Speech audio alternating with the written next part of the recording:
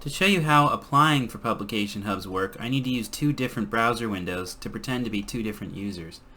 On the left here we have an administrative user that's logged in. You can tell this because they have the special options that are outlined in red, which are not visible to normal users. If I expand out their options bar, then they have a few followed PubHubs, they have additional options available, and you can see it's NT admin. But I'm just going to leave this collapsed for now. On the right we have I've created a new user account and I haven't taken any other actions, so this user does not have a premium account. They can't currently request memberships in publication hubs, but they can follow publication hubs. To make the UI a little bit simpler, I'm going to follow this test book collection. Both of these users are on the same page.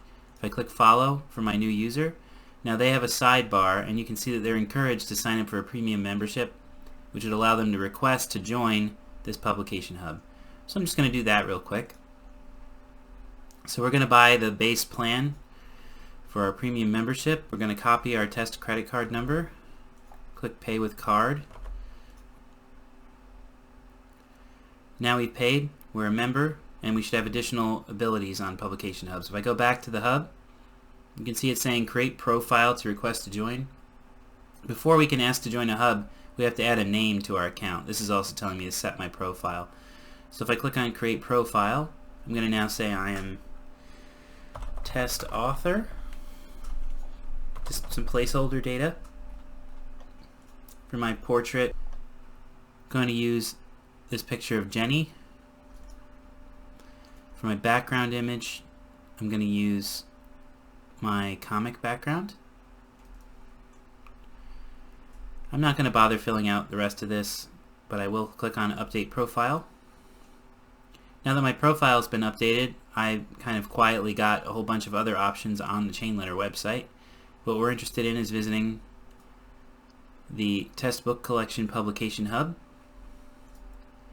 And now that we've got an account, we've got a profile, we can request to join this. If we click on request to join, you'll see now that my UI has said that I have a pending request. If I reload the page, it will still say that. I can remove my request at any time. If I go back to the administrator role for this publication hub on the left here, and I refresh the page, and I click on roster, you'll see that the test author is now an applicant. I can either approve them, deny them, which will just do the equivalent of removing the request, or I can ban them, which will prevent them from requesting to join again. I'm not encouraging people to use ban very often, but it's there to prevent kind of spammy requests once I add in email notifications for this feature. So what I'm going to do is I'm going to approve our test author to be a member. Now you can see in our roster on our administrative view, it shows that our members, we have a test author. If I go over and I refresh on the right, and I click on roster, I am now in this publication hub as a member. I can remove my membership anytime I want, and now I have the option to publish my work with this publication hub, which I did not have before. There's a whole workflow for submitting your work for publication and then approving it, so I think I will pick that up in the next video, but for now that's how you, as a new user of the site, end up applying for and joining a publication hub.